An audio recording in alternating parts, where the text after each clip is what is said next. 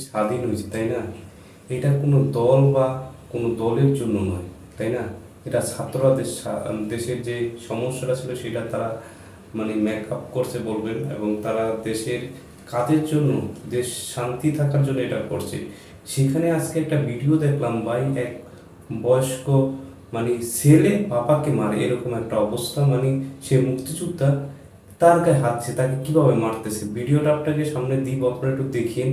মানে এটা আসলে করুণীয় অবস্থা। এটা আসলে কোনো দল নয়, যেই কাজটা করছে সে অন্যায় করছে। কারোর উপর কারো কেউ জুলুম করা, এটা নিতান্ত দুঃখজনক ঘটনা। আপনি কারোর উপর জুলুম করতে পারেন না, কারো মারতে পারেন না।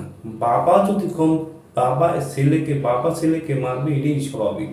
অন্যায় করলে মারবে, সেটা যদি সেটার বিচার যদি হয়, তাহলে দেশ কি ভাই, কোথায় গিয়ে দাঁড়ালো? আপনি বলতেছি